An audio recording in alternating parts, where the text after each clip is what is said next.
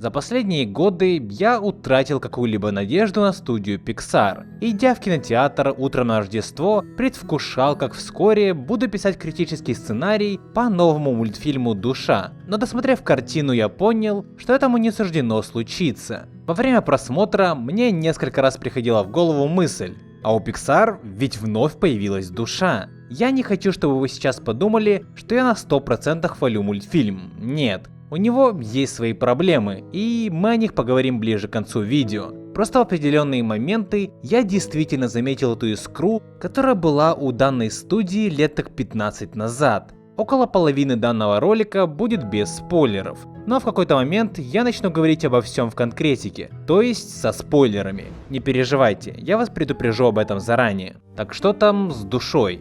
Я думаю, многие из вас, посмотрев трейлер, сразу подумали: постойте-ка, это очень смахивает на головоломку. И, если честно, да. Посмотрев мультфильм полностью, могу заявить, что он имеет множество сходств с головоломкой. И не только в анимации. Обоими мультами занимался Пит Доктор, из-за чего явно прослеживается его почерк, начиная с стиля картины, заканчивая идеями и способами их раскрытия. Я не из кинообзорщиков, но если вы думаете, идти на мультфильм или нет, то мой ответ – да, идти. Если хочется новогоднего чуда, то это в самый раз. А потом еще Клаус глянуть можете. Во время просмотра и даже после у меня в голове были очень противоречивые мысли по поводу «Души». Картина очень скачет. Поначалу кажется завораживающей, затем сбавляет темп, потом опять кажется интересной. Вскоре и вовсе заставляет смеяться от банальности. Правда, в какой-то отрезок времени я просто сидел в ступоре от того, что все происходит именно так, как происходит. Чуть позже становится интересно, потом скучно, и последние минут 20-30 просто чудесно. В некоторые моменты даже по-рататуевски и по-валиевски красиво. Это сложно описать без спойлеров.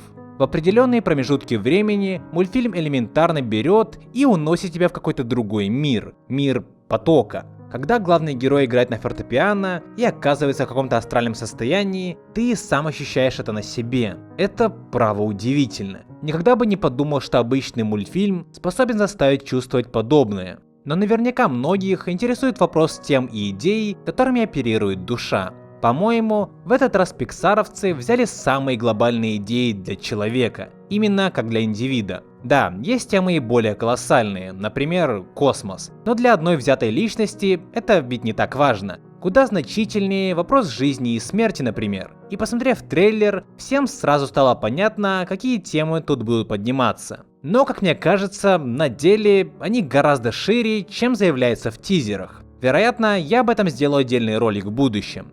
Важнее, чем сама история, в этот раз были именно предполагаемые идеи создателей. И взяв такие титанические вопросы для рассмотрения, авторы приняли огромнейший вызов.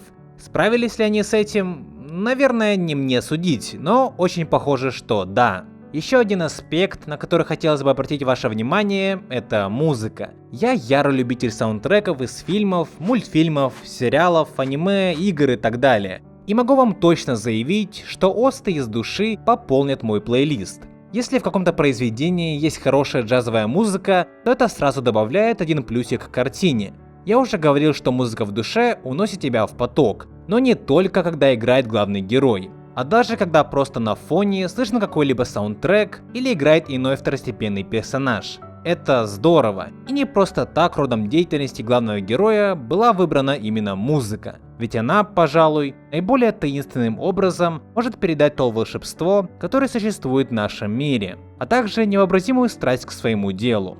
Ну а теперь, после всего этого, я бы хотел перейти к спойлерам. Если вы еще не посмотрели мультфильм и не готовы узнавать, что фактически происходит в произведении, то переключите на данный тайм-код, где я бесспойлерно подвожу итоги.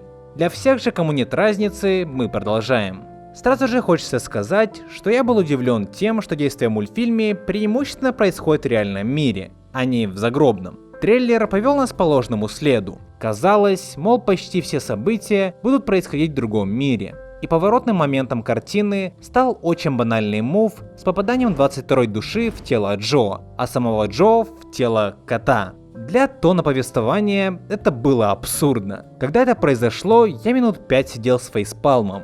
Думал, ну вот, докатились. Заявляли серьезный мультфильм про жизнь и смерть, а получили чумовую пятницу с Линдси Лохан. Но по мере развития сюжета я понял, что мультфильму это было необходимо, чтобы раскрыть свою мысль наилучшим образом, например. Да, скорее всего, можно было придумать что-то более вразумительное, но и ладно. Через некоторое время даже к этому привыкаешь. Давайте ближе к сути. Pixar опять поступил так, как в своих лучших мультфильмах. Он дал нам несколько иной взгляд на уже имеющиеся концепции. Если бы меня попросили выразить управляющую идею картины, то из моих уст она бы звучала так.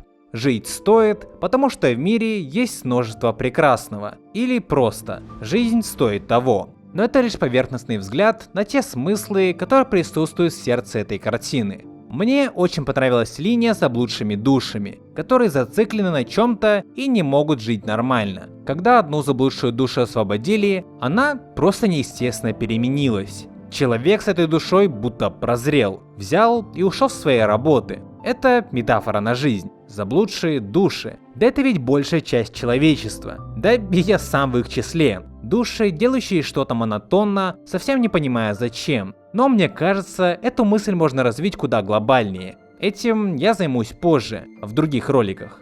Еще одним интересным моментом было то, что Pixar придумал свое название не очень определенному понятию. К сожалению, я смотрел на украинском, и у меня нет никакой возможности глянуть на английском или хотя бы на русском. Но в украинском дубляже они это называли джазувати, то есть быть в состоянии потока, делать то, что тебе нравится, и терять на время связь с этим миром. Это то самое состояние, которое заставляет нас раскрываться и быть совсем не такими, какими мы обычно являемся. Джазувати. Вот как это можно назвать. Спасибо, Pixar и украинская мова. Кстати говоря, в какой-то момент мне показалось, что сценаристы души сами же и нарушили правила своего мира, а это совсем непозволительно. И я сейчас говорю про финал мультфильма. Когда Джо в конце картины джазует, он посредством этого попадает в другой мир. Как нам говорили ранее, те, кто попал в другой мир через это состояние потока, не умирают. Они просто временно пребывают в другом мире.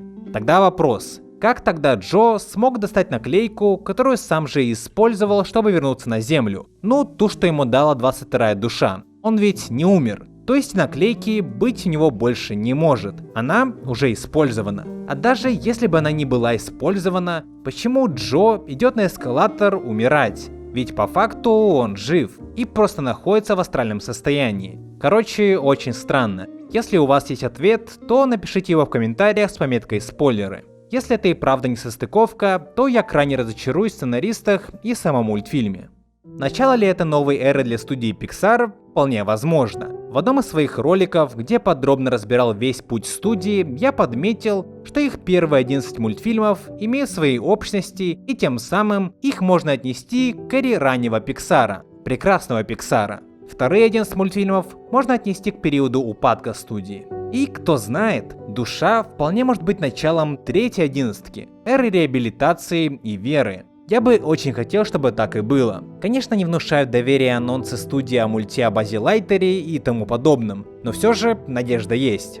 Да, душа не лучшая картина студии, но она добавляет нужную часть в пазл идей старого Пиксара. И я считаю, что рано или поздно подобная картина должна была выйти у этих ребят. Это мультфильм, который легко может стать одним из любимейших картин для зрителей. Лично для меня он примерно на одном уровне с головоломкой, и это о чем-то говорит. И все смахивает на то, что у Pixar снова появилась душа.